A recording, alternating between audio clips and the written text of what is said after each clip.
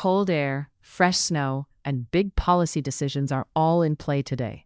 From a packed winter weekend outside Ottawa, to new money for Canada Post, to a U.S. threat that could complicate a major Canada-U.S. border crossing.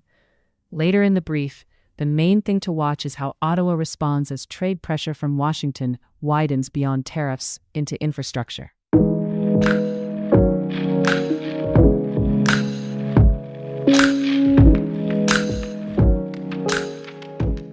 It's a winter weather kind of Tuesday in Ottawa, around -8 degrees Celsius today, with snow.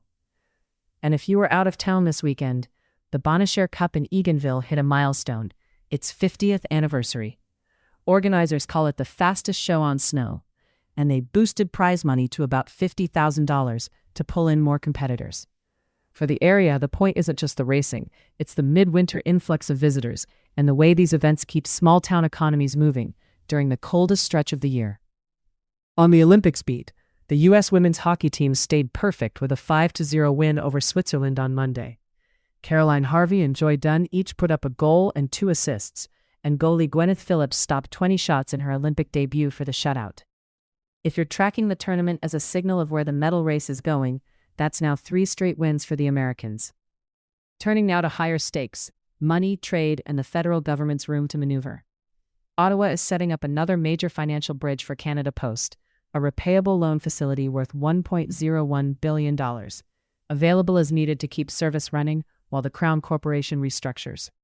This comes on top of a previous roughly $1 billion loan from January 2025. Money Canada Post burned through sooner than expected, after a cash crunch that included a major strike and a big bond repayment.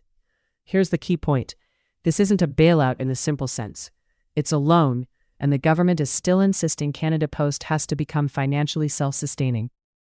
But the practical reality is Ottawa is underwriting continuity while reforms are negotiated and implemented.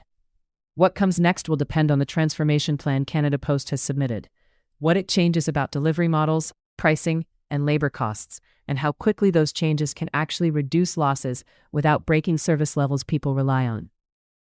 Now, the primary threat today. Canada's trade and cross-border relationship with the U.S. is getting pulled into more places at once. Tariffs, procurement, and even the opening of a bridge. U.S. President Donald Trump is threatening to block the opening of the Gordie Howe International Bridge unless the United States is, in his words, fully compensated. And he's demanding negotiations for at least half ownership. The project connects Windsor and Detroit. Major construction is reportedly complete, and the opening is expected early this year after testing and inspections. Context matters here. Reporting says the bridge cost about $6.4 billion and was entirely funded by the Canadian federal government. Under the Canada-Michigan Crossing Agreement, it's publicly owned by Canada and the state of Michigan, and it's operated by a Canadian Crown Corporation. Canada is also expected to recoup costs through tolls on the Canadian side.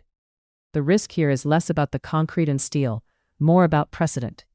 If the U.S. tries to attach new political conditions at the finish line of a project governed by an existing agreement, it raises questions for every other cross-border file.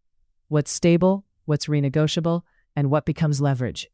And this bridge dispute isn't happening in isolation. It's arriving alongside fresh tension over Canada's trade engagement with China. After Prime Minister Mark Carney traveled to China and reached a deal to lower tariffs on Canadian canola oil and allow some Canadian electric vehicles into the Chinese market, Trump threatened a 100% tariff on Canadian goods.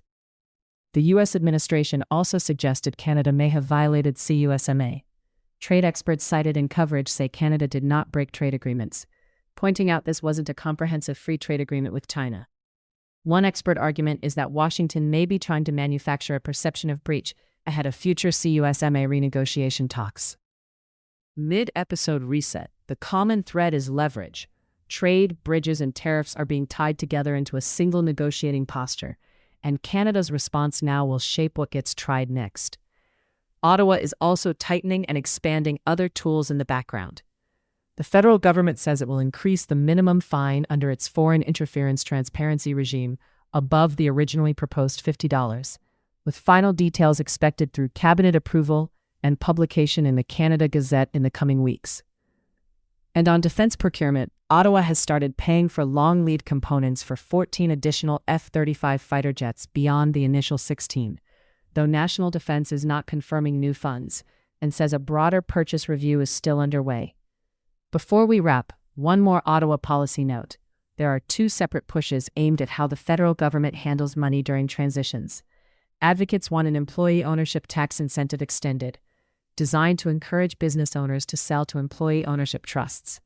And conservatives are urging the government to reduce withholding tax on lump sum severance for laid-off GM Cami workers in Ingersoll, arguing people need access to more of that cash immediately rather than waiting for tax season. The final piece to watch: timelines. For the bridge, watch whether the threat turns into a formal U.S. action that affects inspections, permits, or border operations, or whether it remains a negotiating message. For trade, watch whether the 100% tariff threat becomes a scheduled policy step or a pressure tactic tied to CUSMA positioning. And for Canada Post, watch for what the government accepts in the transformation plan, because that will determine whether this loan is a one-time bridge or the start of a longer pattern of emergency financing. That's the brief for Tuesday, February 10th. Stay warm out there.